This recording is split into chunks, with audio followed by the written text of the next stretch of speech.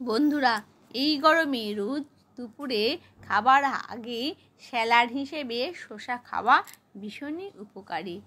কিন্তু আজকে যে উপকার জিনিসটা আমি বলে দিচ্ছি সেটা হচ্ছে এইভাবে যদি শসা খাও। আজকে আমি দেখাচ্ছি এইভাবে শসার স্যালাড।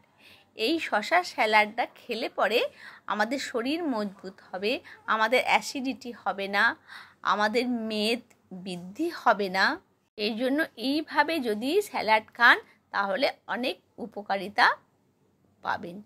তো স্যালাডটাকে আমি খুব ভালো করে পাতলা পাতলা করে কিন্তু আমি ছাড়িয়ে নিচ্ছি। বেশি কচি শসা হলে খোসা ছাড়ানোর কোনো দরকার নেই, কিন্তু একটু বড় শসা হলে তাকে খোসা ছাড়িয়ে নেওয়াই ভালো। এবার খোসাটাকে আমি ছাড়িয়ে নিয়ে পিছনটা আর সামনেটা আমি ছাড়িয়ে নেব। এবার কি করব আপনারা কিন্তু অবশ্যই দেখতে থাকুন। এবার শসাটাকে একটা গ্রেটারের সাহায্যে গ্রেট করে নিচ্ছি। শসার মধ্যে আমাদের প্রচুর পরিমাণে ফাইবার থাকে, আর শসার মধ্যে প্রচুর পরিমাণে জল থাকে। শসা আমাদের সুগার কন্ট্রোল করতে, শরীরকে ঠিক রাখে। শসার অনেক গুণাগুণ আছে, সেই জন্যে রোজ একটা করে শসা খাওয়া আমাদের অবশ্যই প্রয়োজন। তো সেই জন্য কিভাবে আমরা শসাটা খাবো সেটাও আপনাদেরকে দেখিয়ে দিচ্ছি। শসা আপনি যেভাবেই খান কোনো অসুবিধা নেই, তবে এইভাবে খেলে পরে আরও টেস্টিও হবে আর উপকারও বেশি হবে। তো শসাটা আমি খুব ভালো করে কুড়ে নিলাম। কুড়ে নিয়ে একটা পাত্রে আমি শসাটাকে নিয়ে নিচ্ছি। শসার মধ্যে আরও অনেক কিছু মেশালে আমরা আরও বেশি পরিমাণে এর উপকারটা পাবো। শসার মধ্যে আমি একটু প্রোটিন মিশিয়ে দেব, তাহলে এর উপকারটা আমরা আরও বেশি পরিমাণে পাবো। তো দেখি আমরা আর কি কি মেশাতে পারি শসার মধ্যে। শসাটাকে একটা পাত্রের মধ্যে নিয়ে নিলাম। এবার আমি দিয়ে দেব সাদা নুন। আপনারা ইচ্ছা করলে লাল নুনও দিতে পারেন, যেটা ব্ল্যাক সল্ট, ওটাও দিতে পারেন। এবার পরিমাণ মতো আমি দেব ধনে গুঁড়ো,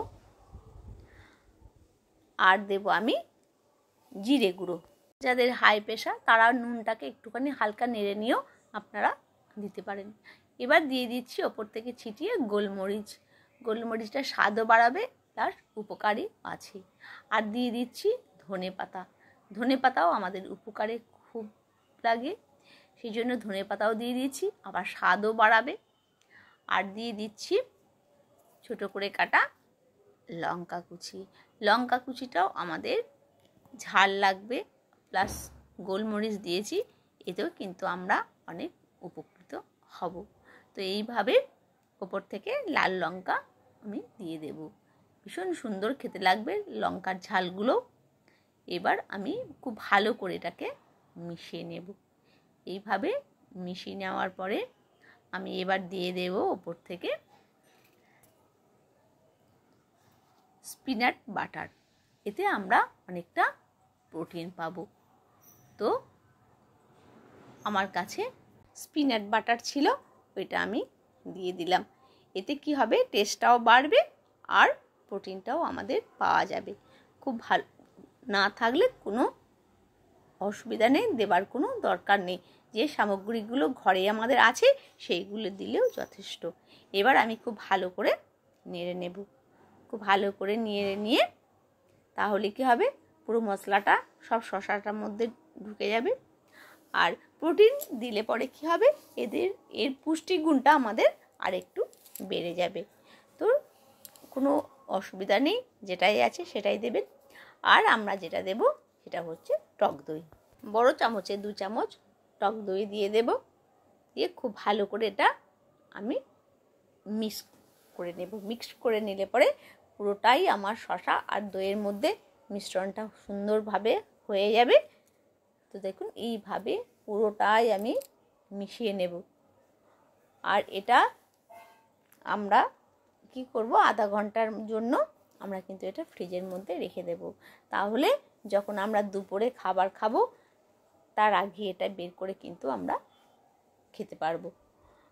এইভাবে আমি কিন্তু পুরোটাই মিশিয়ে দিয়ে আমি কিন্তু ঢাকনা লাগিয়ে দিয়ে আধা ঘন্টার মতো হোক, 1 ঘন্টা মতো, কারণ আমরা দুপুরে যখন খাবো ভাত খাওয়ার আগে ওইটা আমরা বানিয়ে ফ্রিজের মধ্যে রেখে দেব। তারপর আধা ঘন্টা পর বের করে নেব, দেখব এত সুন্দর খেতে লাগে আর ঠান্ডা ঠান্ডা ভীষণই সুন্দর লাগবে। অবশ্যই এইভাবে বানিয়ে গরমকালে খান, উপকারও পাবেন, প্লাস স্বাস্থ্যও ভালো থাকবে, খেতেও খুব ভালো লাগবে।